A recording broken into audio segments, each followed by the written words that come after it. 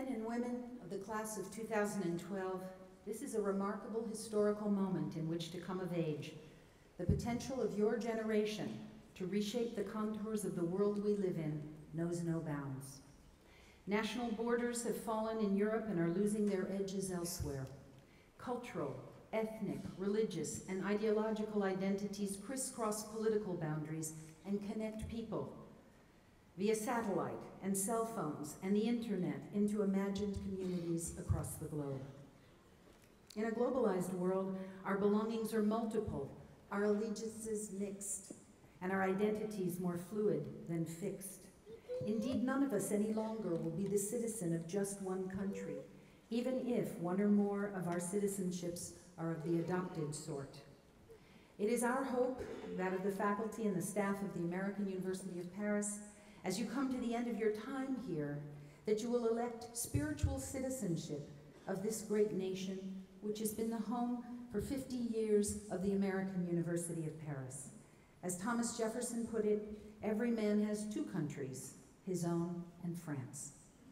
However you look at it, once you have lived in Paris, a part of your heart, your identity, your sense of yourself as a person will henceforth always locate itself here, and you will find yourself like a homing pigeon, forever Paris tending over the course of your life. By choosing to become a self-proclaimed citizen of Paris during the years of your studies, you have also learned several essential things.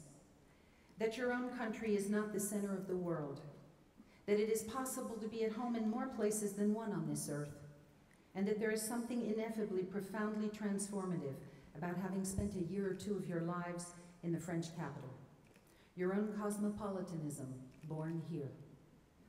Je tiens aussi à reconnaître nos lauréates français et francophones, leurs parents et mes collègues français d'EUP dans cette langue bien aimée et pleinement intégrée dans les cours et les couloirs et les comités de notre université.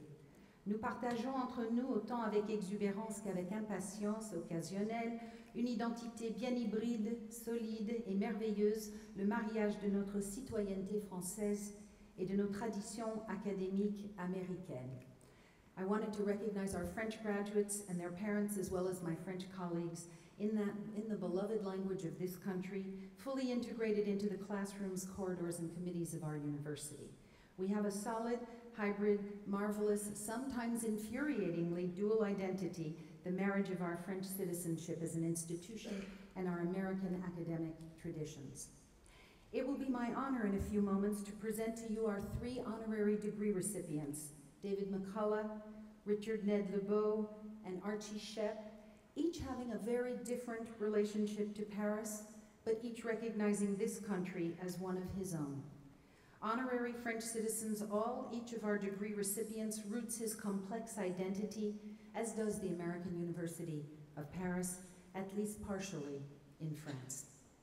David McCullough, an evident Francophile, has recently added in his book, The Greater Journey, another chapter to American history, that of the 19th century pilgrimages of American intellectuals, scientists, doctors, statesmen, architects, artists, dancers, educators, and authors who came to Paris with what he calls an ambition to excel, bringing alive the life stories of these generations of Americans in Paris, the ones before the so-called better-known lost generation that would follow them in the 20th century. He has traced a ritual, historic, transatlantic journey to Paris that in its repeated effect has come to form a bridge between our nations. Richard Ned Lebeau, to the best of his knowledge, was born in France to a Jewish family deported in 1942 to Drancy. He may well have been one of the Jewish children saved from the rafle at the Vélodrome d'Hiver. His mother gave him to a French gendarme for safekeeping as she was being taken, and he was first hidden and then smuggled out of France with 50 other Jewish orphans who had been provided papers by the Portuguese consul in Bordeaux. There, in a single life story, the worst and the best of that European historical moment. In the United States, Dr. Lebeau was adopted by an American family and writes today movingly on issues of political identity and human psychology. His belief in the necessary fluidities of human identity as a means of transcending the dangers of fixed and immutable political identities is part of our greater journey as well. Archie Shepp, one of the greatest jazz saxophonists of all time and a founder of the avant-garde free jazz movement, has been a resident of France since 1962, the same year as the founding of the American University of Paris.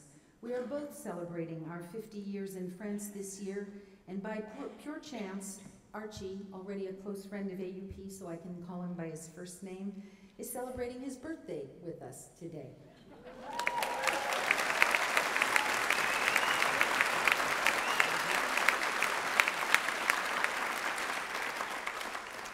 A true American in Paris, Archie Shepp, like one of the historical figures in Mr. McCullough's book, like many of the students at AUP as well, discovered in Paris both the artistic freedoms of expatriation and the strong pull of his own musical and cultural roots.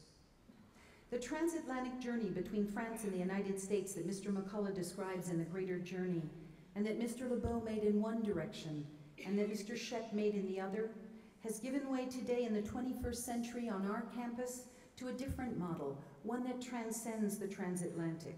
I would like to explore this notion with you for just a few more minutes before each of our honorary degree recipients addresses the graduating class. The American University of Paris community, bringing together students from over 100 nationalities in the 21st century, has been inspired by Mr. McCullough's narratives of the greater journey, Mr. Lebeau's explorations of the salutary fluidities of human identity, and by Archie Shepp's practice of a universal language, music, understood by all, to reflect upon a greater journey of its own students to Paris from all four corners of the globe. Founded in 1962 by Lloyd DeLameter, a visionary American Foreign Service officer, AUP began as a two-year college, welcoming largely American students to its basement home in the American church on the Quai.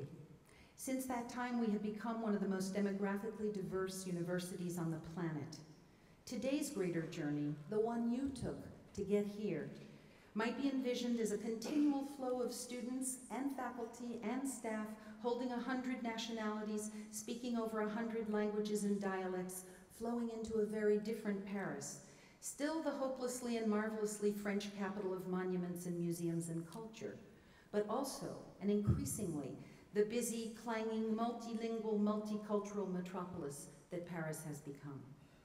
Our students also flow forth from Paris as graduates, slipping over cultural borders with comfort and ease, and are now living in 126 countries around the globe, most of them not in the country of their birth. How is this new greater journey of students of multiple nationalities in and out of Paris, fueled by the ease of air transport, the rise of Skype and social media, instantaneous news, a globalized economy, the falling of cultural and political borders, and our own increasingly supple and permeable identities, citizenships, and belongings meaningful to our university? It is in fact the air we breathe in our diverse yet intimate community. As we plot our course for the next 50 years, we hope that you will join AUP on its own next greater journey, in which we will be reflecting on these questions in conferences, alumni fora, classrooms and boardrooms, informal conversations, and public scholarship over the coming year.